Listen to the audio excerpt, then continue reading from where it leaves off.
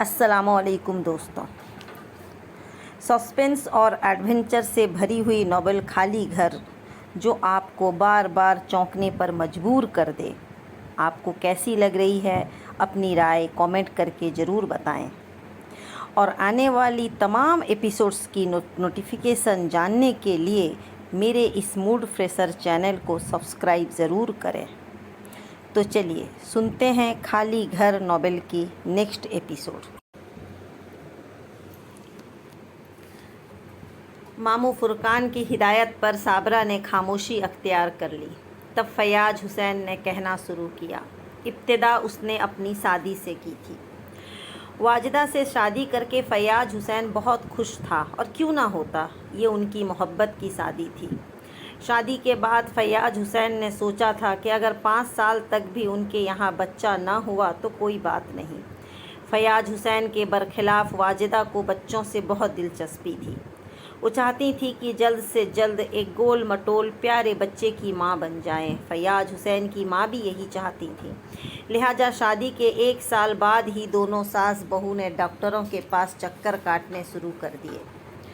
معائنے کے دوران جو صورتحال سامنے آئی وہ واجدہ کی زندگی جہنم بنانے کے لیے کافی تھی۔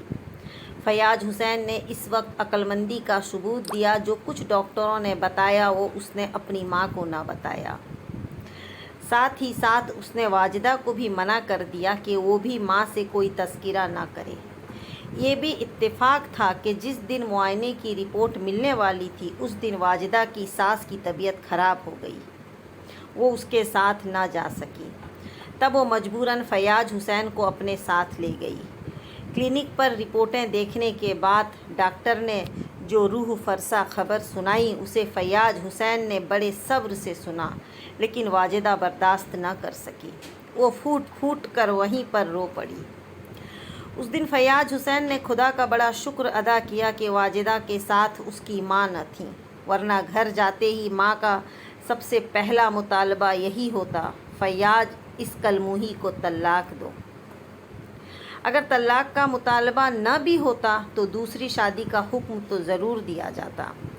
فیاض حسین کو ان دونوں باتوں میں سے کوئی بھی بات منظور نہ تھی۔ وہ واجدہ کو طلاق دینا چاہتا تھا، نہ دوسری شادی کا خواہش مند تھا۔ اسے واجدہ ہر قیمت پر عزیز تھی، وہ اس کی محبت تھی۔ ماں نے یہ روح فرسا خبر نہ سنی، اس سے فیاض کو سہولت ہو گئی۔ فیاض نے واجدہ کو اپنی ماں کے عتاب سے تو بچا لیا، لیکن ڈاکٹری معائنے کے بعد واجدہ خود جس آگ میں جلنے لگی اس سے اسے بچا نہ سکا۔ بات کچھ بھی تھی، لیکن واجدہ گھوم پھر کر پھر بچے پر پہنچ جاتی۔ اب ان کی شادی کو 1.5 سال ہو چکا تھا۔ واجدہ کی بے قراری کا وہی عالم تھا۔ ایک رات جب وہ دونوں سونے کے لیے لیٹے تو واجدہ نے فیاض سے کہا، فیاض ایک بات بتاؤ گے؟ ہاں پوچھو، فیاض نے جواب دیا۔ اپنا چہرہ میری طرف کرو، واجدہ نے پیار سے کہا۔ اچھا، کوئی بات خاص ہے کیا؟ فیاض حسین نے کروٹ لے کر اپنا چہرہ واجدہ کی طرف کر لیا۔ ہاں اب بولو، تمہیں مجھ سے کتنی محبت ہے؟ واجدہ نے ایک عجیب سا سوال کیا۔ میری محبت کا حال مجھ سے پوچھتی ہو؟ کیا تم خود نہیں جانتی؟ فیاض حسین بولا۔ میں تمہاری زبان سے سننا چاہتی ہوں۔ اچھا سنو، پھر میری جان تمہارے اندر ہے، میں تم سے ہوں، تم ہو تو میں ہوں، تم نہ رہیں تو میں بھی نہ رہوں گا شاید۔ اور تمہیں بچوں سے کتنی محبت ہے؟ وہ بولی۔ میں بچوں کے بغیر ساری زندگی تمہارے ساتھ رہ سکتا ہوں، فیاض حسین نے بڑے وثوق سے کہا۔ لیکن فیاض، میں بچے کے بغیر نہیں رہ سکتی، مجھے ہر قیمت پر بچہ چاہیے۔ تم جانتی ہو کہ ڈاکٹر نے تمہارے بارے میں کیا کہا ہے؟ ہاں جانتی ہوں، اس نے کہا ہے کہ میں بنجر زمین ہوں، بانجھ ہوں، میری کوکھ سے کوئی بچہ جنم نہیں لے گا، واجدہ نے افسردگی سے کہا۔ جب تمہیں جانتی ہو تو پھر مجھے بتاؤ بچہ کہاں سے آئے گا؟ بچہ، واجدہ نے کہا۔ ابھی وہ اپنی بات پوری نہ کر پائی تھی کہ ان دونوں نے ایک چیخ کی آواز سنی۔ وہ چیخ فیاض حسین کی ماں کے علاوہ کسی اور کی نہ تھی۔ چیخ کی آواز سن کر دونوں پریشان ہو گئے۔ جس بات کی انہوں نے اتنی رازداری سے 7 پردوں میں چھپا کر رکھا تھا، شاید وہ بات فیاض حسین کی ماں نے سن لی تھی۔ اسے معلوم نہیں تھا کہ اس کی بہو بانجھ ہے، وہ کسی کو کچھ نہیں دے سکتی، اب وہ اپنے پوتے کو کیسے کھلائیں گی؟ اس بھیانک حقیقت نے فیاض کی ماں کو شاید ایک جنونی کیفیت میں مبتلا کر دیا تھا، تبھی وہ ہذیانی انداز میں چیخی تھی۔ اس نے اپنے بیٹے کا نام لے کر آواز دی تھی، فیاض، جبکہ روم کا دروازہ مکمل بند تھا۔ کمرے کی آواز باہر اور باہر کی آواز بآسانی اندر آ سکتی تھی۔ اپنی ماں کی چیخ سن کر فیاض تڑپ کر اٹھ بیٹھا۔ اس نے چپل بھی نہ پہنے ننگے پاؤں باہر ہی بھاگا۔ اس کی ماں راہداری میں چاروں خانے چت لیٹی تھی اور اس پر بے ہوشی طاری تھی۔ فیاض نے اپنی ماں کے چہرے کو ادھر ادھر ہلایا، لیکن اس نے آنکھ نہ کھولیں۔ فیاض، جلدی کریں، اماں کو ہسپتال لے چلیں، واجدہ نے اپنی ساس کو بے ہوش دیکھ کر کہا۔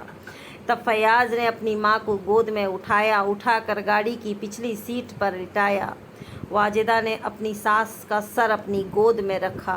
اس نے کتنی بار اسے آواز دی، اماں، اماں، لیکن اماں تک بہو کی آواز نہیں پہنچ رہی تھی۔ اماں کی سانس اکھڑ رہی تھی، اسے رک رک کر سانس آ رہی تھی۔ فیاض، جلدی کرو نا، واجدہ نے بے قراری سے کہا۔ فیاض سے گھبراہٹ میں گاڑی سٹارٹ نہیں ہو رہی تھی۔ وہ شب خوابی کے لباس میں ہی گاڑی میں بیٹھ گیا تھا۔ واجدہ کا بھی یہی حال تھا، اس نے بھی کپڑے تبدیل نہ کیے تھے۔ ویسے یہ وقت کپڑوں کا خیال رکھنے کا نہ تھا، اماں کا خیال رکھنے کا تھا۔ فیاض کو اپنی ماں سے بے حد لگاؤ تھا۔ اس کا بس نہیں چل رہا تھا کہ وہ اڑ کر اسپتال پہنچ جائے۔ ذہن میں طرح طرح کے خیال آ رہے تھے۔ اب اس بات کا شبہ زیادہ تھا کہ اماں نے کمرے میں ہونے والی گفتگو سن لی تھی اور اس گفتگو کو سن کر وہ اپنے حواس کھو بیٹھیں۔ ہسپتال کا ڈاکٹر تنویر اس کا دوست تھا۔ اتفاق سے اس وقت وہ ڈیوٹی پر تھا۔ اس وجہ سے مریضہ کو ہاتھوں ہاتھ لیا گیا اور اس کو خاص نگہداشت کے کمرے میں پہنچا دیا گیا۔ لیکن اب اماں کو کسی ایمرجنسی کی ضرورت نہ رہی تھی، نہ علاج کی۔ وہ اپنے خالق حقیقی سے جا ملی تھی۔ ان کا انتقال گاڑی میں ہی ہو چکا تھا۔ ڈاکٹر تنویر نے محض دل کی تسلی کے لیے اس کا معائنہ کیا تھا۔ ڈاکٹر تنویر نے بعد میں اماں کے انتقال کی وجہ دل کا شدید قسم کا دورہ بتایا۔ اس راز سے کبھی بھی پردہ نہ اٹھ سکا کہ اماں نے ان دونوں کی گفتگو سن لی تھی اور اپنی بہو کے بے سایہ ہونے کے صدمے نے انہیں دل کے دورے میں مبتلا کر دیا تھا، یا انہیں اپنے کمرے میں دل کا دورہ پڑا اور وہ گھبرا کر اپنے کمرے سے باہر نکلی۔ دورہ کیونکہ شدید تھا سنبھل نہ سکی، چیخ مار کر رہ گئی۔ بہرحال کچھ بھی ہوا ہو، اماں اب اس گھر میں نہ رہی تھی۔ کوئی بچہ نہ ہونے کی وجہ سے یہ آنگن پہلے سے ہی سونا تھا، اب سارا گھر ہی سونا ہو گیا تھا۔ واجدہ کو اپنا شجر بے سایہ ہونے کا پہلے ہی کیا کم صدمہ تھا کہ اب اس کے سر سے ہی سایہ اٹھ گیا تھا۔ یہ گھر اب اسے کاٹنے کو دوڑنے لگتا۔ اماں تھیں تو وہ ان سے باتیں کر کے اپنا جی بہلا لیا کرتی تھی۔ اب گھر میں کوئی نہ رہا تھا، کس سے باتیں کرتی؟ فیاض مصروف آدمی تھا۔ اس کا ایک فلم ڈسٹریبیوشن آفس تھا۔ وہ صبح کا نکلا شام کو گھر پلٹتا۔ کبھی کبھی ایسا ہوتا کہ دفتر سے ہی اسٹوڈیو چلا جاتا، وہاں سے پھر رات گئے واپسی ہوتی۔ اسی اثنا میں واجدہ اتنے بڑے گھر میں کسی بھٹکی ہوئی روح کی طرح اس کمرے سے اس کمرے میں اور اس کمرے سے صحن تک منڈلاتی رہتی۔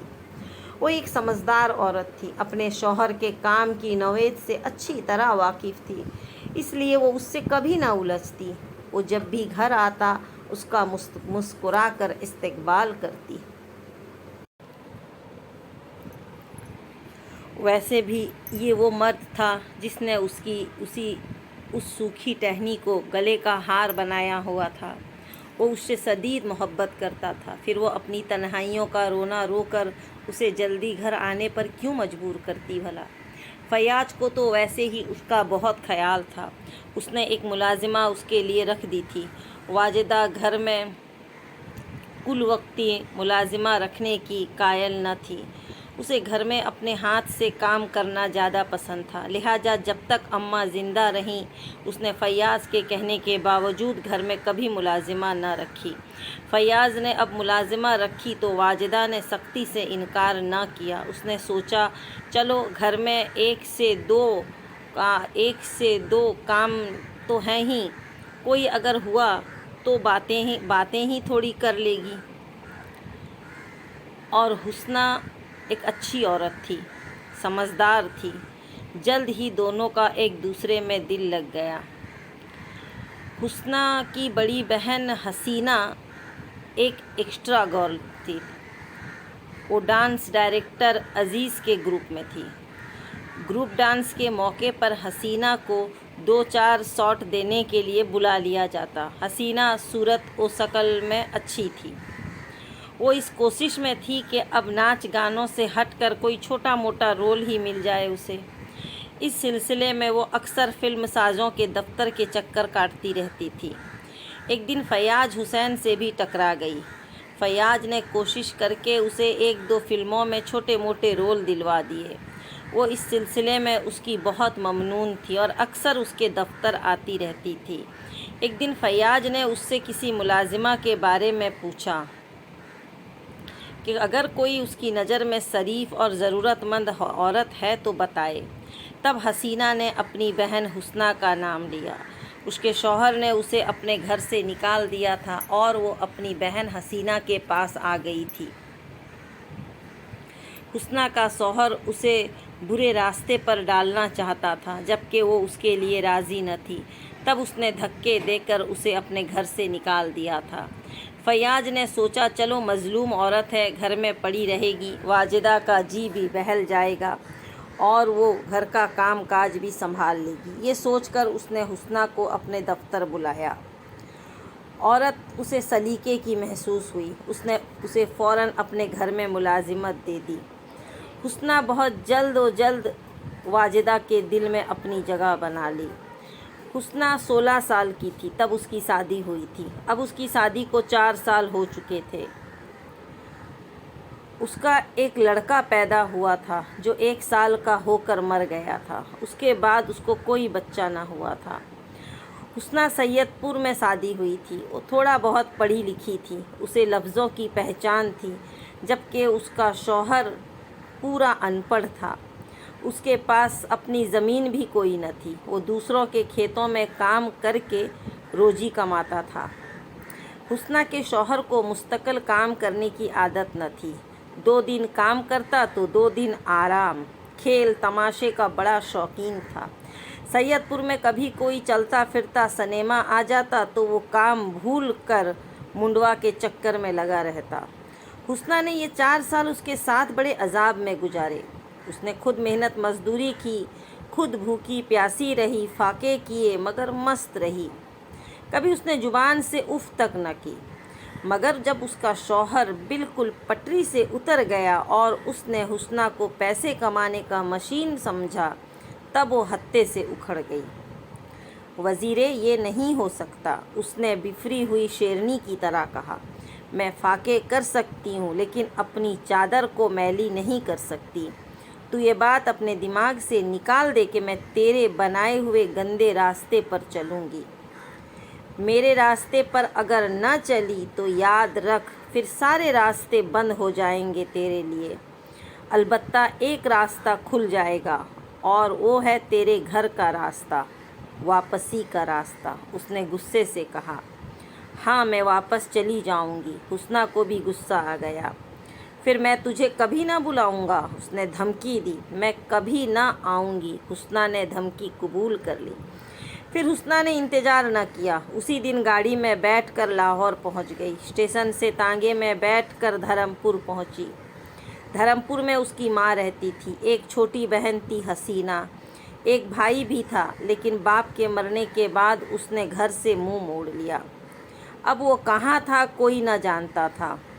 اس کی ماں دوسروں گھروں میں کام کر کے کچھ کما لیتی تھی۔ حسینہ فلم لائن میں ہاتھ پیر مار رہی تھی۔ وہ ماں پر بوجھ نہ تھی، اپنا خرچہ خود ہی نکال لیتی تھی۔ حسنہ گھر میں داخل ہوئی تو ماں نے اس کا چہرہ دیکھتے ہی سمجھ لیا کہ کچھ نہ کچھ ہوا ہے۔ وہ ماں کو دیکھ کر اس کے گلے لگ گئی اور خوب روئی، اتنا روئی کہ اس کی ہچکیاں بندھ گئیں۔ ماں نے اسے بمشکل الگ کر کے پانی پلایا اور اس کی کمر پر ہاتھ پھیرتی رہی۔ پھر بولی، وزیرے نے تجھے نکال دیا ہے بیٹا؟ ماں، تو نے مجھے کہاں بیاہ دیا؟ اسے تو معلوم ہی نہیں عورت کیا ہوتی ہے۔ وہ تو عورت کو مزیدار پان سمجھتا ہے، چبایا اور تھوک دیا۔ ماں، میں مر جاؤں گی مگر اب وزیرے کے گھر نہیں جاؤں گی۔ ان 4 سالوں میں اس نے اتنے دکھ دیے ہیں کہ تجھے کیا بتاؤں۔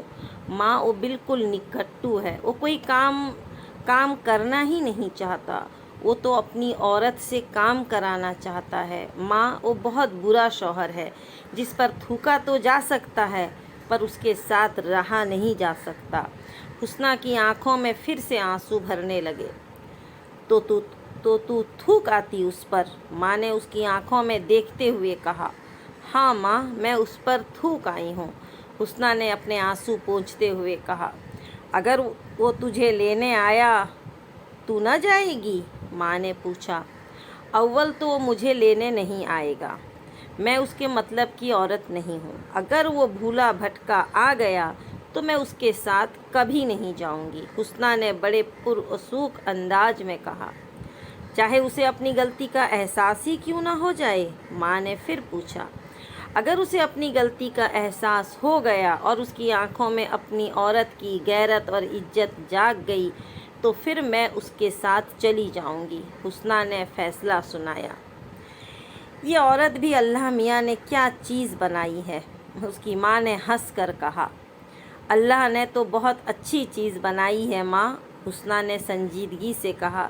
ان مردوں نے اس کا ستیہ ناش کر دیا ہے، اتنا گرا دیا ہے کہ وہ بلندی پر کھڑی ہونا بھی چاہے تو نہ ہو سکے۔ اس طرح کی باتیں جب وہ واجدہ سے کرتی تو وہ متاثر ہوئے بغیر نہ رہتی۔ حسنہ زیادہ پڑھی لکھی نہ تھی، وہ بس لفظ آشنا تھی، لیکن وہ باتیں بہت سمجھداری کی کرتی تھی۔ واجدہ اس سے اس کی باتیں سنتی تو اس کا دل کٹ جاتا۔ ایک اچھی خاصی سلیقے مند لڑکی کو کیسا جاہل اور دیہاتی مرد نصیب ہوا تھا۔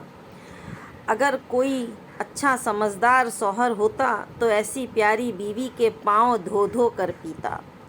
حسنہ حسینہ سے کہیں زیادہ خوبصورت تھی۔ اگر وہ فلم لائن میں جانا چاہتی تو شاید اسے جلد کام مل جاتا، لیکن اسے اداکاری سے دلچسپی نہ تھی۔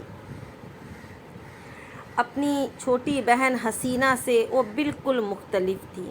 واجدہ اکثر اس کے بارے میں سوچتی کہ اگر حسنہ تعلیم یافتہ ہوتی اور کسی کھاتے پیتے گھرانے میں پیدا ہوئی ہوتی تو آج وہ کسی کے گھر کی ملازمہ کے بجائے ملکہ ہوتی۔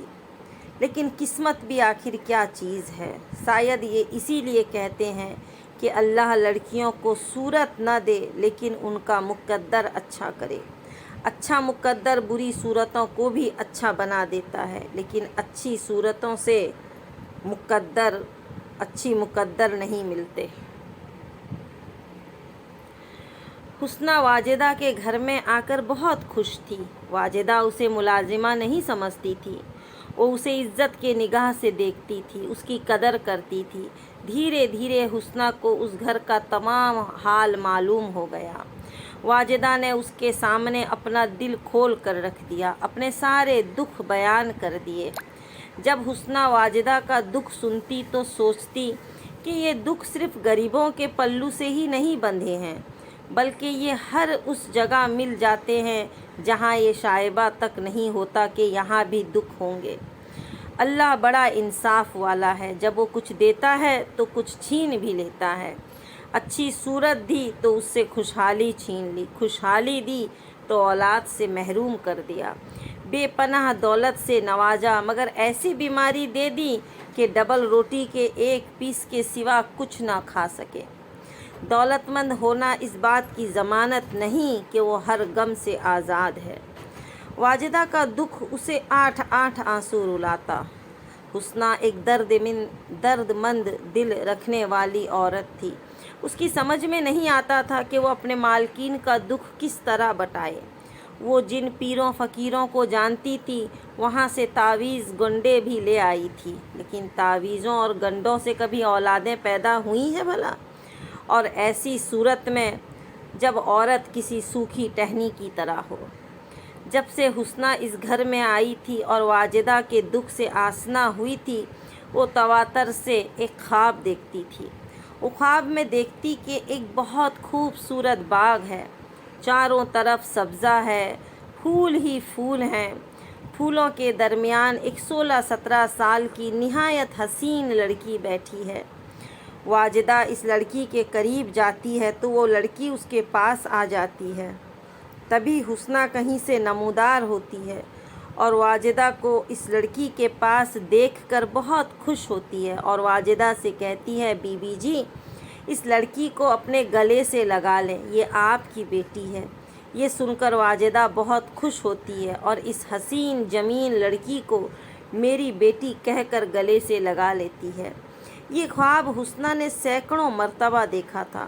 یہ خواب اسے اسی طرح نظر آتا تھا، اس میں کوئی ترمیم یا اضافہ نہیں ہوتا تھا۔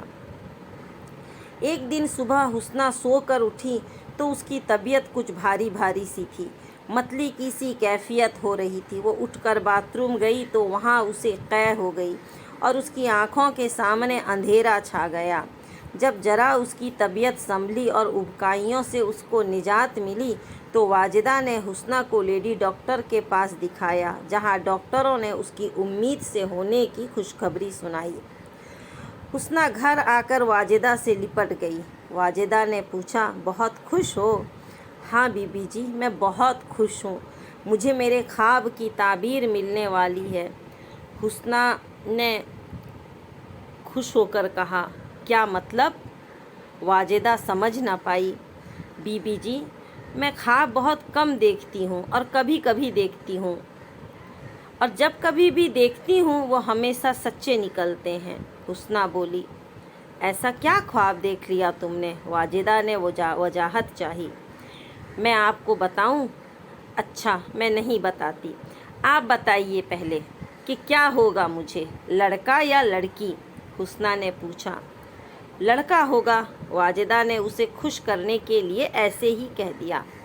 نہیں بی بی جی، میں آپ کو ابھی سے بتائے دیتی ہوں کہ لڑکی ہوگی، میرے خواب بڑے سچے ہوتے ہیں۔ ارے حسنہ، تو تو اللہ والی بنتی جا رہی ہے، بڑی پیشن گوئی کرنے لگی ہے۔ واجدہ نے ہنس کر کہا، بی بی جی، آپ کو یاد نہیں، میں نے جب بھی وہ خواب دیکھا ہے آپ کو بتایا ہے، کیا آپ کو میرا وہ خواب یاد نہیں؟ حسنہ نے کہا، ہاں مجھے اچھی طرح یاد ہے۔ واجدہ مسکرا کر بولی، بس پھر سمجھ لیجئے کہ آپ کی بیٹی آ رہی ہے۔ حسنہ نے انصاف کیا، حسنہ، تو جو بات کہہ رہی ہے اس کا مطلب بھی سمجھتی ہے نا؟ واجدہ نے تصدیق چاہی۔ ہاں، میں جو بات کہہ رہی ہوں اس کا مطلب خوب سمجھتی ہوں، حسنہ نے بڑے یقین سے کہا۔ کیا واقعی یہ میری بیٹی ہوگی؟ واجدہ خوشی سے جھوم کر بولی، ہاں بی بی جی، مجھ سے آپ کا دکھ نہیں دیکھا جاتا، میں سوچتی رہتی تھی کہ آپ کے کسی طرح کام آ جاؤں، میں سوچتی رہتی تھی اور خواب دیکھتی رہتی۔ آج میری سوچ، میرا خواب حقیقت کا روپ دھار گیا ہے۔ میں نے فیصلہ کر لیا ہے کہ آنے والا بچہ جو یقیناً لڑکی ہے آپ کا ہی ہوگا۔ میں اسے پہلے ہی دن سے آپ کی گود میں ڈال دوں گی، پھر آپ کو کوئی نہ کہہ سکے گا کہ آپ بانجھ ہیں، میں آپ کو ماں بنا دوں گی۔ حسنہ نے واجدہ کو محبت سے دیکھتے ہوئے کہا۔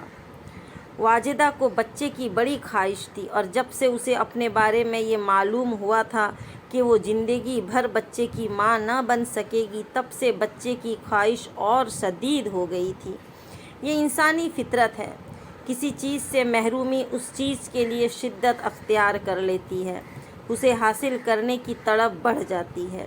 واجدہ کی محرومی دیکھ کر فیاض اس سے کسی بچے کو گود لینے کا مشورہ دیتا، لیکن واجدہ یتیم خانے سے بچہ لا کر پالنا نہ چاہتی تھی۔ وہ ایسا بچہ گود لینا چاہتی تھی جو پہلے ہی دن سے اس کی گود میں آ جائے اور پھر اس کے والدین اس بچے سے کوئی غرض نہ رکھیں۔ وہ اس بچے کو اپنا بچہ مشہور کر کے پالنا چاہتی تھی۔ یہی وجہ تھی کہ فیاض کے کہنے کے باوجود اس نے کسی بڑے بچے کو گود لینے کی ضرورت نہ سمجھی۔ اب یہ موقع خود بخود اس کے ہاتھ میں آ گیا تھا۔ وہ اس سنہری موقع سے ہر قیمت فائدہ اٹھانا چاہتی تھی۔ حسنہ کے سامنے ایک پہاڑ سی زندگی پڑی تھی۔ اسے بچے کی ایسی خواہش نہ تھی، اور ان حالات میں کہ غربت اس کے گلے کا ہار بنی ہوئی تھی۔ نکھٹو شوہر سے واسطہ تھا، وہ اولاد کا روگ پال کر کیا کرتی؟ پھر جب سے اس گھر میں آئی تھی تب سے اسے پتہ چلا کہ خلوص اور محبت کیا چیز ہوتی ہے۔ اسے واجدہ بہت پسند تھی۔ اس سے اپنی مالکین کا دکھ نہ دیکھا جاتا۔ جیسے ہی اسے پتہ چلا کہ وہ امید سے ہے، اس نے فوراً فیصلہ کر لیا کہ وہ اپنے آنے والے بچے کو واجدہ کی گود میں ڈال دے گی۔ واجدہ نے اس خوشخبری کو فوراً فیاض کو بتایا۔ فیاض نے اس کی باتیں غور سے سنی اور پھر بولا، واجدہ، بچہ گود لینے میں تو کوئی حرج نہیں ہے، لیکن بعد میں یہ نہ ہو کہ بچہ بڑا ہو جائے تو وہ ہمارے در پر آ کر کھڑی ہو جائے کہ میرا بچہ واپس کرو۔ ذرا اس کو یہ بات پکا کر لینا، وہ بچہ ہمارے حوالے کر کے بھول جائے۔ ایک تو کبھی اپنا بچہ ہونے کا دعویٰ نہ کرے، دوسرے اس راز کو ہمیشہ راز ہی رکھے، اس لیے کہ ہم اسے اپنا بچہ بنا کر پالیں گے۔ بڑے ہو کر کبھی اسے یہ معلوم نہ ہو کہ وہ ہماری اولاد نہیں ہے تو اس کی شخصیت متاثر ہوگی۔ یہ آپ ٹھیک کہتے ہیں، میں اس سے ساری بات پکی کر لوں گی، واجدہ نے کہا۔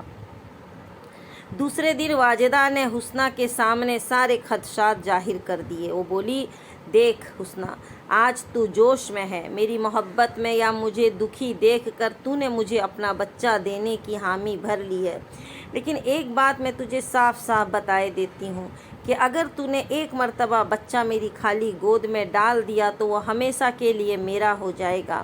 کہیں ایسا نہ ہو کہ بچہ بڑا ہو جائے، پھر تو اسے دیکھے تیری ممتا جوش مارے اور اس جوش میں تو ہم سے اس کی واپسی کا مطالبہ کر دے۔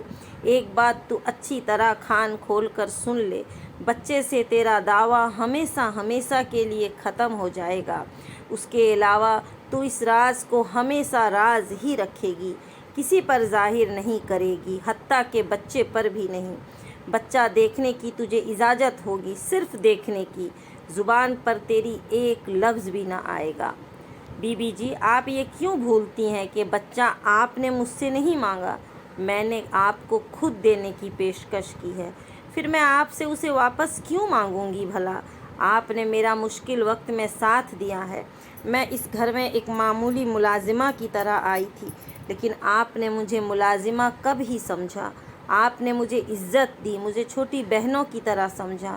میں آپ سے اس قدر محبت کرتی ہوں کہ اگر مجھ سے میری جان بھی مانگیں تو اس کے نظر کرنے میں پیش و پس سے کام نہ لوں گی۔ بچہ تو کوئی چیز نہیں، میں بچہ آپ کو اس طرح حوالے کروں گی کہ اس پر میرا حق خود بخود ختم ہو جائے گا، آپ دیکھتی جائیے۔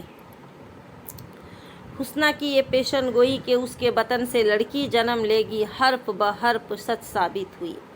اس طرح وہ جو خواب تواتر سے دیکھتی تھی سچ ثابت ہو گیا۔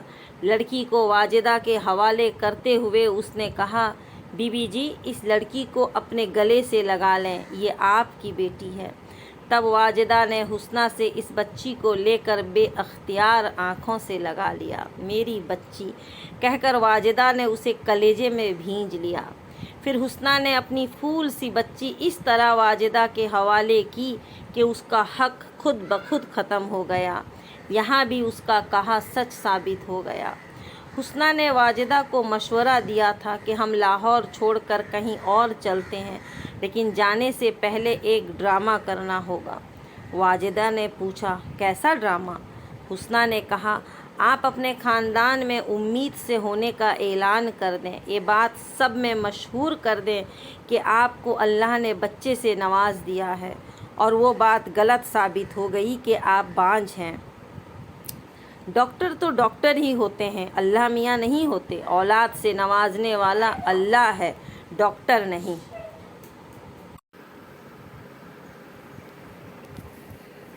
یہ بات سن کر واجدہ خوش ہو گئی، وہ تو یہی چاہتی تھی، بچہ ہر صورت میں اس کا کہلائے، کوئی یہ نہ کہے کہ گود لیا ہے۔ حسنہ کی تجویز پر سوچ بچار کے بعد ایک مکمل منصوبہ تیار کیا گیا۔ اس منصوبے کا ہر طرح سے جائزہ لیا گیا کہ کہیں کوئی جھول تھا تو اسے دور کیا جائے۔ یہ بات پورے خاندان، رشتہ داروں، پاس پڑوس اور محلے میں مشہور کر دی گئی کہ واجدہ کی اللہ نے گود بھر دی ہے۔ یہ خبر واجدہ نے اپنی بہن صابرہ کو بھی کراچی بھجوا دی۔ صابرہ کا فوراً خط آیا۔ اس نے ڈھیروں مبارکباد دی تھی اور دعا کی تھی کہ واجدہ تخلیق کے اس مرحلے سے بخیر و خوبی گزر جائے۔ پھر اعلان ہوا۔ اعلان تقریباً 3 ماہ بعد ہوا کہ واجدہ کی خصوصی حالت کے پیش نظر یہ ضروری ہے کہ اسے صحت افزا مقام پر لے جایا جائے، ورنہ ڈاکٹروں کے مشورے کے مطابق بچے کی پیدائش میں پیچیدگیاں پڑنے کا امکان تھا۔ اس طرح واجدہ کو مری روانہ کر دیا گیا۔ وہاں ایک ڈاک بنگلے میں ان کی رہائش کا انتظام کیا گیا۔ کام کاج کے لیے حسنہ موجود تھی۔ 6 ماہ واجدہ مری میں رہی۔ حسنہ نے وہاں ایک بہت خوبصورت بچی کو جنم دیا۔ حسنہ نے یہ بات کہ وہ امید سے ہے، اس نے اپنے گھر والوں سے بھی چھپائی تھی۔ اس کی ماں اور بہن کو بھی معلوم نہ تھا، بس اتنا معلوم تھا کہ وہ اپنی مالکین کے ساتھ مری گئی ہوئی ہے۔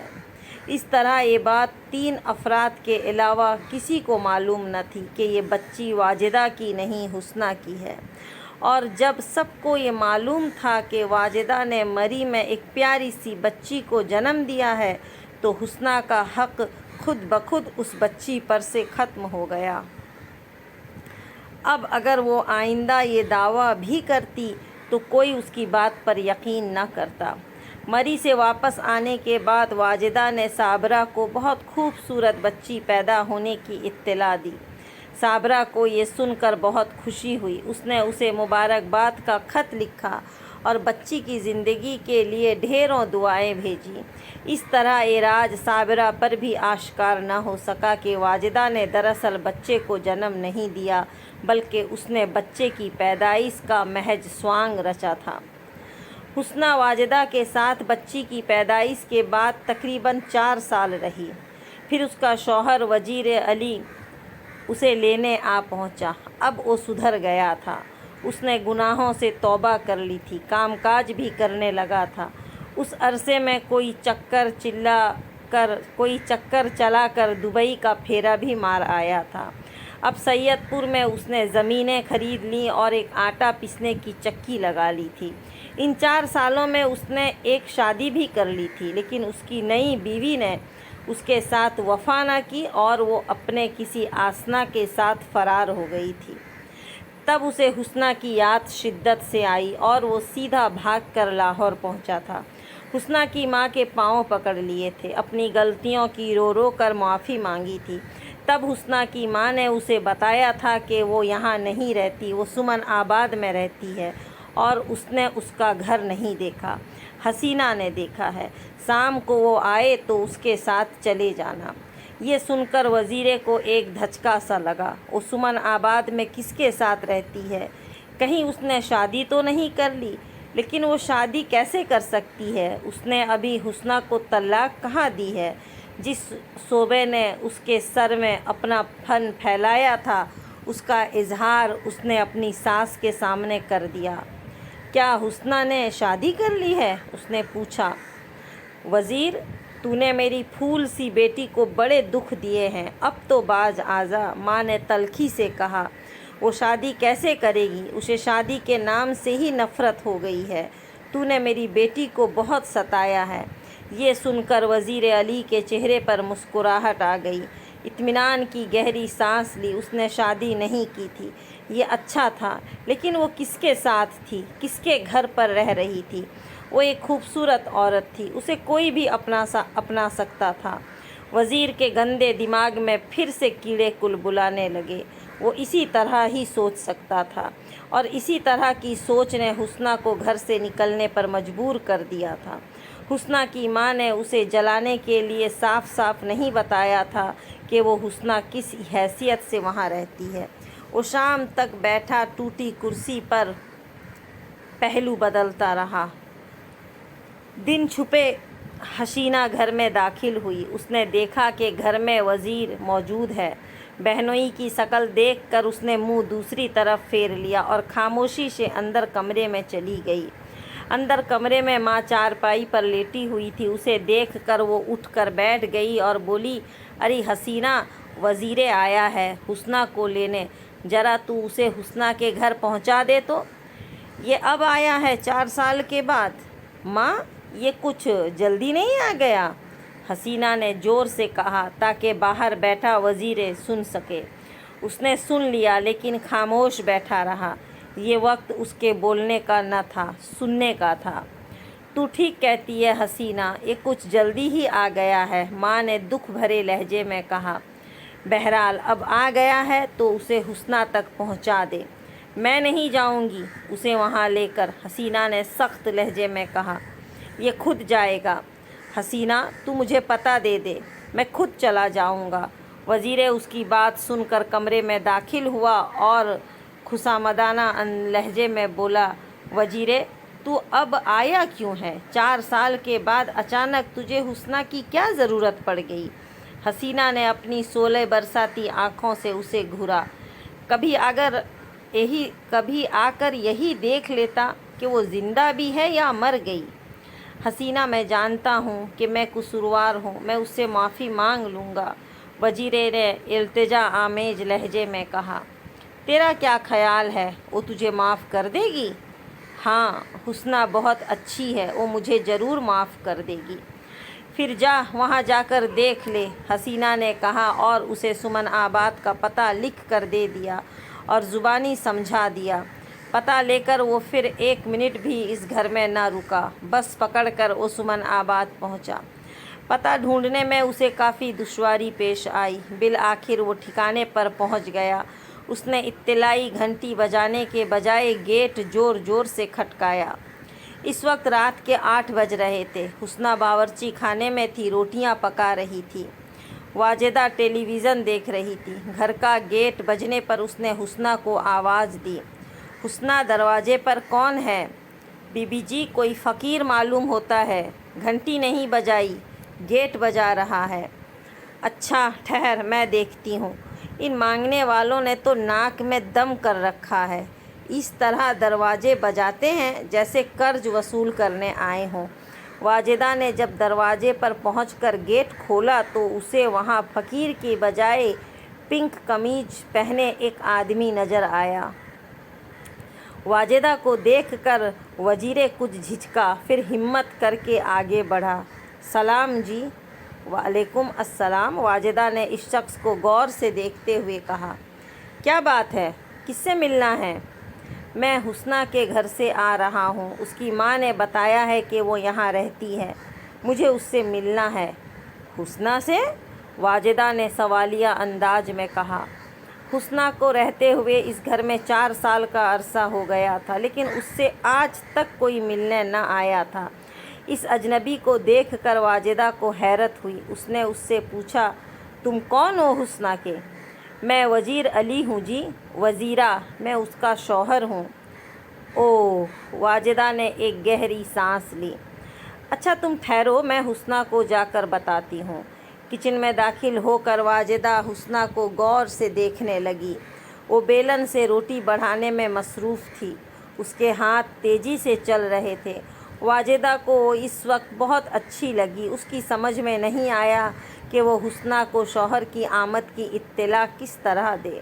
उसे नहीं मालूम था कि इस खबर से उसे खुशी मिलेगी या अफसरदा हो जाएगी। दरवाजे पर वाजिदा को खड़े देखकर उसने अपनी नज़रें घुमाईं और बोली, कौन था बीबी जी? फ़कीर होगा। था नहीं, है, वाजिदा ने मुस्कुराते हुए कहा। वो पेशावर फ़कीर है या नहीं ये तो मुझे नहीं मालूम, लेकिन सवाली ज़रूर है। सवाली? हुस्ना ने रोटी को तवे से उतारते हुए कहा। फिर कुछ दे दिया आपने? मुझसे उसने कुछ नहीं मांगा। वो तुम्हारा सवाली है। मेरा सवाली? हाँ, तुम्हारा सवाली।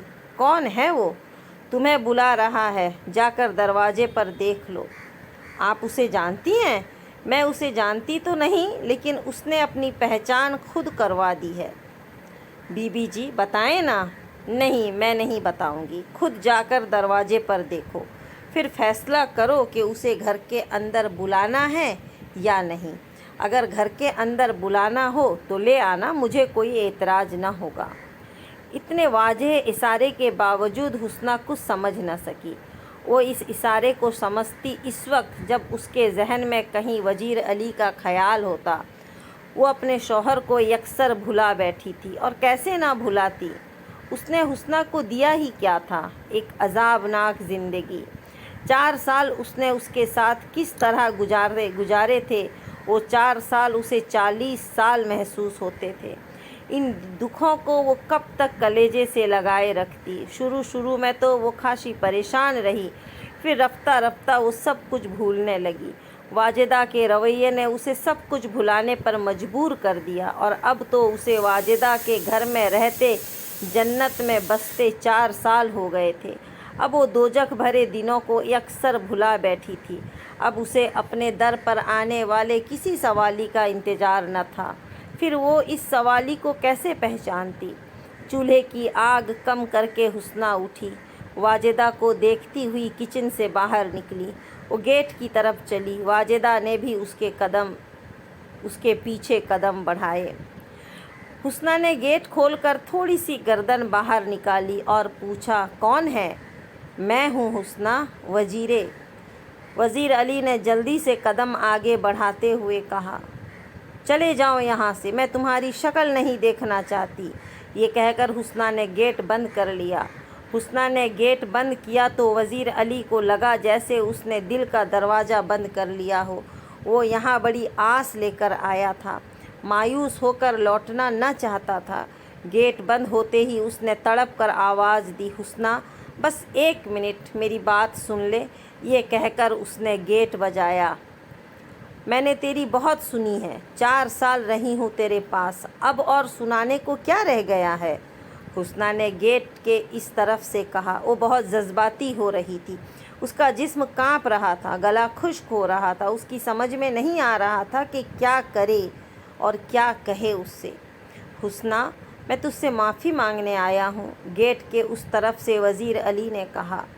جا، میں نے تجھے معاف کیا، حسنہ نے بڑے سپاٹ لہجے میں جواب دیا۔ اب چلا جا یہاں سے۔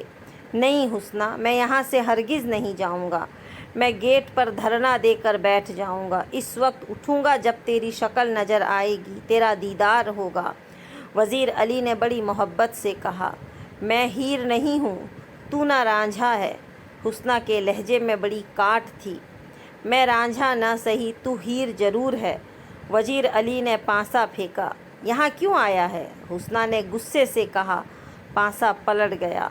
دروازہ کھول پھر بتاؤں گا، وزیر علی نے التجا آمیز لہجے میں کہا۔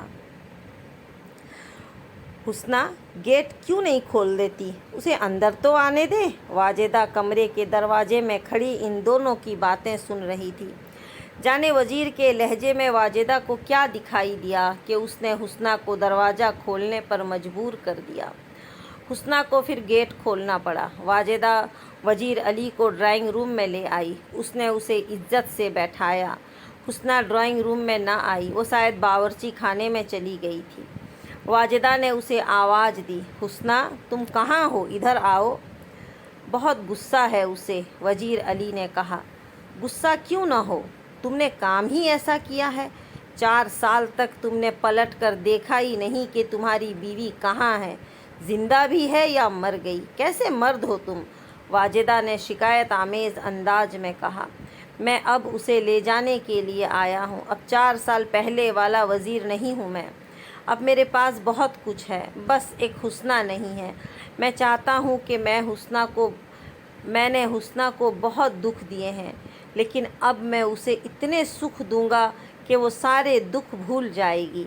بیگم صاحبہ، آپ میری مدد کریں، میں آپ کے آگے ہاتھ جوڑتا ہوں، مجھے میری حسنہ واپس دلوا دیں۔ یہ کہتے کہتے وزیر علی کی آنکھوں میں آنسو آ گئے۔ اس کے آنسو دیکھ کر واجدہ متاثر ہوئے بغیر نہ رہ سکی۔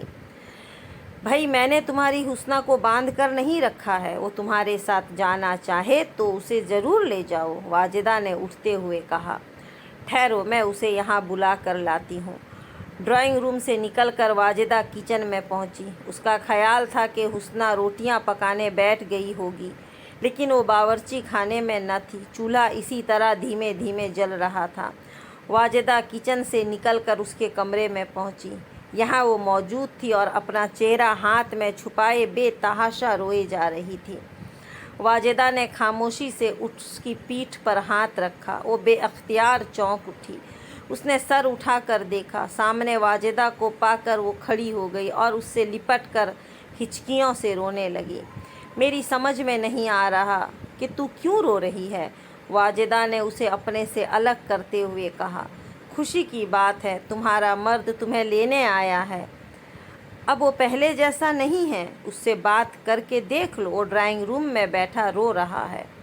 بالآخر وزیرے کے آنسو کام آ گئے۔ جس شوہر کو اس نے ہمیشہ چیختے دھاڑتے دیکھا تھا، اب اسی آنکھوں میں آنسو دیکھ کر وہ پگھل گئی۔ اس نے اس کی آنکھوں کے موتی چن لیے، جو اسے ہمیشہ رلاتا رہتا اور رلا کر خوش ہوتا تھا۔ آج اس کی آنکھوں میں آنسو دیکھ کر وہ بے قرار ہو گیا۔ وہ عورت تھی، نرم دل، نازک جذبات والی پسپا ہو گئی۔ اس کا عزم اس کے شوہر کے آنسوؤں میں بہہ گیا۔ پھر کچھ سہارا واجدہ نے لگایا۔ اگرچہ حسنہ کے اس گھر سے چلے جانے سے واجدہ کو نقصان تھا، اب وہ حسنہ کی عادی ہو گئی تھی، اس کے بغیر رہنا مشکل تھا۔ پھر بھی واجدہ نے اس بات پر اصرار کیا کہ وہ اپنے شوہر کے ساتھ چلی جائے، اپنا گھر بسائے، زندگی کی رنگینیوں سے لطف اٹھائے۔ اس کی عمر ہی کیا تھی، یہ عمر تنہا رہنے کی نہ تھی۔ پھر واجدہ نے اس کو یہاں تک سمجھا دیا، بلکہ اس بات کی تسلی دے دی تھی کہ اگر کبھی وزیرے کا رویہ ذرا بھی خراب ہوا تو وہ فوراً لاہور چلی آئے۔ اس گھر کے دروازے اس پر ہمیشہ کھلے رہیں گے۔ جو احسان اس نے واجدہ پر کیا تھا وہ ایسا نہ تھا کہ اسے بھلایا جا سکے۔ حسنہ واجدہ کے سمجھانے پر وزیر علی کے ساتھ چلی گئی۔ گھر سے رخصت کرتے ہوئے واجدہ نے حسنہ سے کہا، حسنہ، اس گھر سے جو تو لے جانا چاہتی ہے خوشی سے لے جا، مجھے بہت خوشی ہوگی۔ حسنہ نے مسکرا کر کہا، نہیں بی بی جی، مجھے کچھ نہیں چاہیے۔ آپ نے 4 سال تک مجھے اس گھر میں بہنوں کی طرح رکھا، بس میرے لیے یہی کافی ہے۔ پھر وہ بیڈ روم میں گئی۔ اس نے سوئی ہوئی نیلم کو پیار کیا۔ واجدہ نے کہا، اسے اٹھا دوں؟ نہیں بی بی جی، سونے دیں، حسنہ نے بڑے اطمینان سے کہا۔ حسنہ، اپنا وعدہ یاد رکھنا، واجدہ نے اسے یاد دلایا۔ ہاں بی بی جی، مجھے یاد ہے۔ جو راز ہے وہ مرتے دم تک راز رہے گا، اللہ آپ کو خوش رکھے۔ یہ کہہ کر وہ گھر سے رخصت ہو گئی۔ حسنہ نے جو وعدہ کیا تھا اسے نبھا کر دکھایا۔ وہ آخری وقت تک اپنے عہد پر قائم رہی۔ 20 سال اس نے پلٹ کر نہ دیکھا کہ اس کی بیٹی نیلم کہاں ہے۔ اب وہ پلٹ کر دیکھتی بھی کیوں؟ نیلم سے اس کا کوئی واسطہ نہ رہا تھا۔ ادھر واجدہ نے بھی حسنہ کے بارے میں زیادہ کھوج نہ کی۔ وہ ایسا کیوں کرتی؟ بس کبھی کبھار حسنہ کی بہن حسینہ سے اس کے بارے میں معلوم ہو جاتا تھا کہ وہ سید پور میں ہے، اپنے شوہر کے ساتھ سکھ بھری زندگی گزار رہی ہے۔ حسنہ کے جانے کے بعد کچھ عرصے تک وہ واجدہ کو یاد آئی، پھر وہ اسے بھول گئی۔ کتنا اچھا ہوا کہ اپنے شوہر کے ساتھ چلی گئی، لاہور سے دور ہو گئی۔ اگر وہ یہاں رہتی تو نیلم کا راز کھلنے کا خطرہ رہتا۔ اس کے چلے جانے سے واجدہ کو اطمینان ہو گیا تھا، اب نیلم کو کوئی اس سے چھین نہیں سکتا۔ نیلم کے بعد حسنہ کے یہاں کوئی اولاد نہ ہوئی۔ کوئی 7 سال تک وزیر علی نے حسنہ سے اولاد ہونے کا انتظار کیا۔ جب انتظار کا کوئی فائدہ نہ ہوا تو اس نے ایک اور شادی کر لی۔ وزیر علی کو بچے کی شدید خواہش تھی۔ ان 7 سالوں میں اس نے حسنہ کا کافی علاج کرایا تھا۔ حسنہ بالکل ٹھیک تھی، کسی ڈاکٹر نے اس میں کوئی خامی نہ بتائی تھی، پھر بھی وہ اولاد سے محروم تھی۔ قدرت کے کام میں بھلا کون دخل دے سکتا ہے؟ جب وزیر علی نے اولاد کی خاطر دوسری شادی کرنے کی خواہش ظاہر کی تو حسنہ نے خوشی سے اس کی اجازت دے دی۔ وزیر علی نے ایک کم عمری لڑکی سے شادی کر لی۔ شادی کے 1 سال کے اندر ہی وزیر علی ایک لڑکے کا باپ بن گیا۔ وہ بہت خوش ہوئی۔ اس نے اپنے آس پاس کے علاقے کے گھر میں مٹھائی بانٹی۔ اس خوشی کے موقع پر وہ حسنہ کو نہ بھولا۔ اس نے اپنے بچے کو اس کی ماں کے پہلو سے اٹھا کر حسنہ کی گود میں ڈال دیا اور بولا، تیرا بچہ ہے، بتا اس کا کیا نام رکھوں۔ حسنہ نے اس بچے کو اپنی گود میں لے کر اس کے پھول سے گالوں پر پیار کیا اور بولی، وزیر، اس کا نام لیاقت رکھ دے، لیاقت علی۔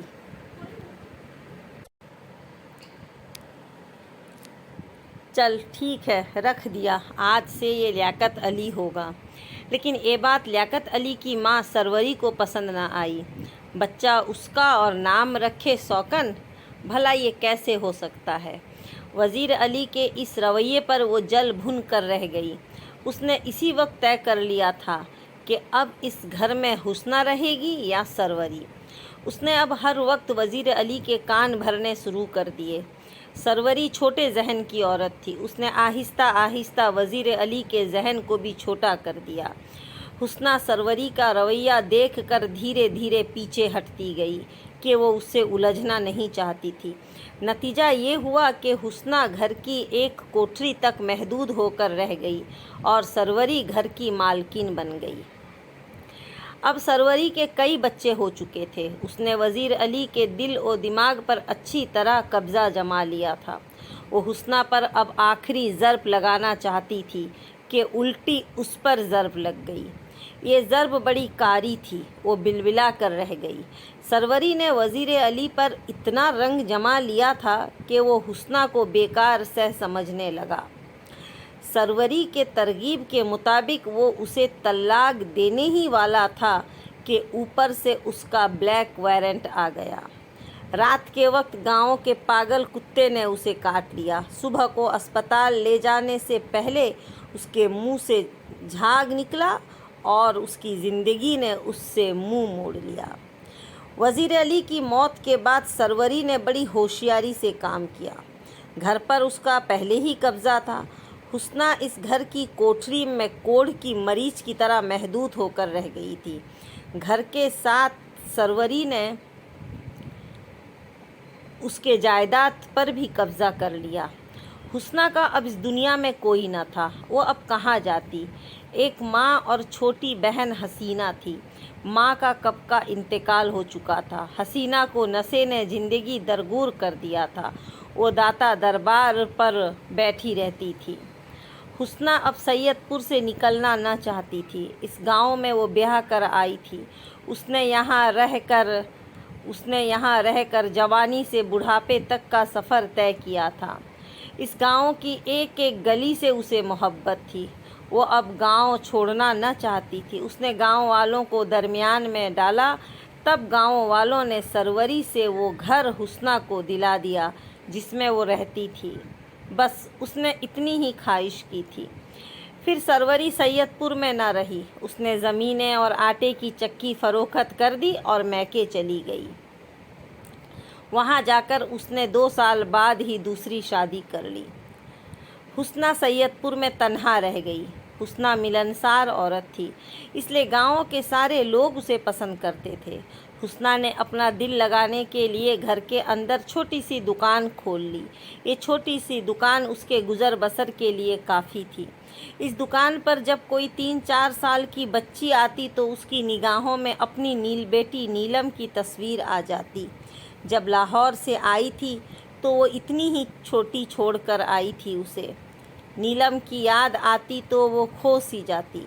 اب تو نیلم جوان ہو گئی ہوگی، کیا پتہ اب تک اس کی شادی بھی ہو چکی ہو۔ کئی بار وہ سوچتی کہ لاہور چلے اور اپنی بیٹی کا دیدار کر کے واپس آ جائے، لیکن وہ ایسا سوچ کے ہی رہ جاتی۔ اسے اپنا وعدہ یاد آ جاتا۔ اس راز کو راز ہی رکھنا تھا۔ کیا پتہ وہ اپنی بیٹی کو دیکھ کر قابو میں نہ رہ سکے۔ اس طرح سوچتے ہوئے وقت تیزی سے گزرتا رہا۔ لاہور سے آئے اب اسے 20 سال ہو گئے تھے، لیکن اسے یوں محسوس ہوتا تھا جیسے کل کی بات ہو۔ واجدہ کے ساتھ بتائے ہوئے 4 سال ہر لمحہ اس کی نگاہوں میں بسے رہتے تھے۔ حسنہ اب بیمار رہنے لگی تھی۔ وہ دن بدن کمزور ہوتی جا رہی تھی۔ وہ دن بھر دکان پر بیٹھی کھانستی رہتی، رات ہوتی تو یہ کھانسی بجائے دبنے کے ابھر آتی۔ کھانس کھانس کر اس کا برا حال ہو جاتا۔ اس کے پھیپھڑے دن بدن چھلنی ہوتے جا رہے تھے۔ اب وہ دکان میں بیٹھنے کے بھی قابل کی نہ رہی تھی۔ اتنی کمزور ہو گئی تھی کہ چلنا پھرنا بھی دو بھر تھا۔ وہ خون تھوکنے لگی تھی۔ اسے اب یوں محسوس ہونے لگا تھا کہ اب وہ وقت زیادہ دور نہیں جب زندگی موت کے گلے لگ جائے گی۔ مرنے سے پہلے وہ ایک بار اپنی بیٹی نیلم کو دیکھنا چاہتی تھی۔ نیلم میں جیسے اس کی جان اٹکی ہوئی تھی۔ مسئلہ یہ تھا کہ نیلم سید پور آئے کیسے؟ حسنہ میں اب اتنی جان نہ تھی کہ وہ اتنا لمبا سفر کر کے لاہور پہنچتی۔ وہ تو بس اب آخری سفر کی تیاریوں میں تھی۔ حسنہ نے اپنے پڑوس کے ایک لڑکے سے واجدہ کے نام ایک خط لکھوایا۔ دلدار بٹ ان دنوں سید پور آیا ہوا تھا۔ سید پور میں اس کی کافی زمینیں تھیں۔ زمین کی دیکھ بھال اس کے چھوٹے بھائی عاشق کے ذمے تھی۔ وہ خود بھی گاہے بگاہے گاؤں آتا رہتا تھا۔ دلدار بٹ فیاض حسین کا پڑوسی تھا۔ وہ کل لاہور واپس جانے والا تھا۔ حسنہ کو اس کی واپسی کا علم ہوا۔ اس نے اس لڑکے کے ہاتھ وہ خط اسے بھجوا دیا کہ بحفاظت اور یقینی طور پر واجدہ کو مل جائے گا۔ دلدار بٹ نے اس بند لفافے کو حیرت سے دیکھا جس پر فیاض حسین کا نام لکھا تھا۔ اس نے اس وقت تو یہ خط یہ کہہ کر اپنے بیگ میں ڈال لیا کہ ٹھیک ہے وہ اس خط کو فیاض کو دے دے گا، لیکن بعد میں اس کا تجسس جاگا۔ اس کی سمجھ میں نہ آیا کہ سید پور کی ٹی وی کی مرض میں مبتلا ایک بیوہ کا لاہور کے بڑے فلم تقسیم کار سے کیا تعلق ہو سکتا ہے بھلا۔ اس نے راستے میں بیگ سے وہ بند لفافہ نکالا، اس کا اچھی طرح جائزہ لیا۔ لفافہ آٹے سے چپکایا گیا تھا، اسے کھولنا کوئی مشکل کام نہ تھا۔ دلدار بٹ نے ذرا سا اشارے سے پردہ لفافہ کھول لیا اور خط پڑھ کر اس پر حیرتوں کے پہاڑ ٹوٹ پڑے، جو بات اب تک کسی کو معلوم نہ تھی۔ اس راز سے دلدار بٹ واقف ہو گیا تھا۔ اسے معلوم ہو گیا تھا کہ نیلم فیاض کی بیٹی نہیں ہے بلکہ سید پور کی ایک حسنہ کی بیٹی ہے، جس نے بڑے جذباتی انداز میں نیلم کو دیکھنے کی گزارش کی تھی۔ اس خط کو پڑھ کر دلدار کے ہونٹوں پر طنز بھری مسکراہٹ پھیل گئی۔ دلدار بٹ اچھے اتوار کا آدمی نہ تھا۔ وہ ایک برا پڑوسی تھا اور چھوٹی چھوٹی باتوں پر گلی کے لوگوں سے جھگڑے مول لینے کا عادی تھا۔ اس نے فیاض حسین سے بھی کئی بار الجھنے کی کوشش کی تھی۔ دلدار نے اس خط کو فیاض حسین کے حوالے کر دیا۔ اس نے اپنی زبان سے یہ نہ کہا کہ وہ اس حقیقت سے واقف ہو گیا ہے، لیکن اپنے رویے اور طنز بھری مسکراہٹ سے اس نے بہت کچھ ظاہر کر دیا تھا۔ فیاض حسین نے جب وہ خط واجدہ کو دیا تو وہ اسے پڑھ کر پریشان ہو گئی۔ اب کیا ہوگا؟ حسنہ نے تو ہمیں مشکل میں ڈال دیا ہے، واجدہ بولی۔ ایک کام ہو سکتا ہے، اس خط کو پھاڑ دیا جائے اور ہم یہ بھول جائیں کہ کوئی خط ہمیں ملا تھا۔ نہیں فیاض، یہ بہت مشکل ہے۔ اس خط کو پھاڑ کر میں زندگی بھر ضمیر کی خلش میں مبتلا نہیں ہو سکتی۔ یہ حسنہ کی آخری خواہش ہے۔ اس نے ہم سے زندگی میں کچھ نہیں مانگا۔ وہ اپنے جگر کے ٹکڑے کو جیسے ہمیں دے کر بھول گئی۔ اب 20 سال بعد اس نے اپنی بیٹی کو پہلی اور آخری بار دیکھنے کی خواہش کی ہے، تو ہمیں اس کے لیے یہ کرنا ہوگا۔ مرنے سے پہلے اس کی یہ آخری خواہش پوری کرنا ہوگی۔ ٹھیک ہے، پھر ہم سید پور چلتے ہیں، فیاض حسین نے کہا۔ یہ لوگ نیلم کو لے کر دوسرے دن ہی سید پور پہنچ گئے۔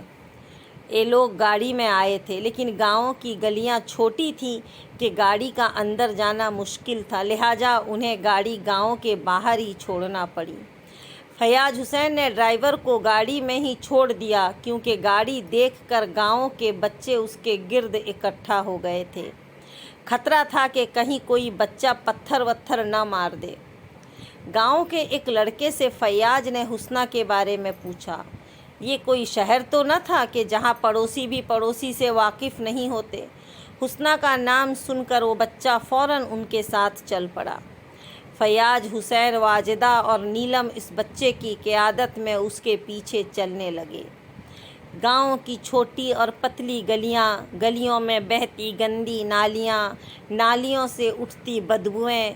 नीलम ने फ़ौरन अपनी नाक पर दुपट्टा रख लिया और गलियों में पड़े गोबर से खुद को बचाती बड़े मोहतात अंदाज में चलने लगी।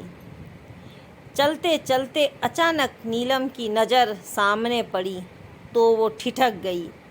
इस वक्त वो अपने वालिदैन से आगे थी। नीलम को रुकते और झिझकते देखकर वाजिदा ने पूछा, क्या हुआ?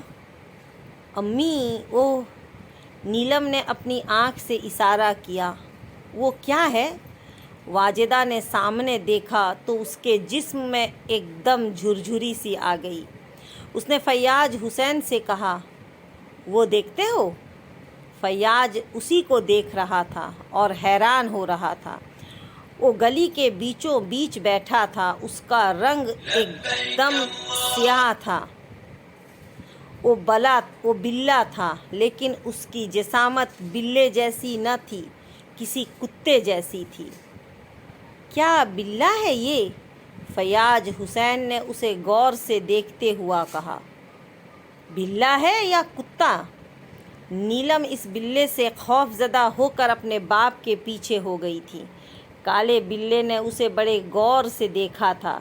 जब नीलम फैयाज के पीछे हो गई, उसे नज़र न आई तो वो खड़ा हो गया। अब ये लोग उस काले बिल्ले के नज़दीक पहुंच चुके थे। इस देहाती बच्चे ने नीलम को इस काले बिल्ले से डरते हुए देख लिया था, इसलिए वो काले बिल्ले के सामने जाकर खड़ा हो गया और बोला, बाजी डरे मत, ये काला बिल्ला किसी को कुछ नहीं कहता, आप आराम से निकल जाएं। लेकिन काले बिल्ले को इस देहाती लड़के का दरमियान में आना पसंद न आया। वो उछलकर उसके कंधे पर चढ़ गया। लड़का उसका बोझ बर्दाश्त न कर सका। वो फ़ौरन ज़मीन पर बैठ गया। इतनी देर में नीलम आगे निकल चुकी थी। वो देहाती लड़का भी ज़मीन से उठकर भागा, जबकि वो काला बिल्ला इत्मीनान से बैठकर अपने अगले दोनों पाँवों को चाटने लगा। उसकी नज़रें अब भी नीलम पर थीं। अब क्या होगा दोस्तों आगे जानने के लिए सुनते हैं खाली घर का अगला एपिसोड।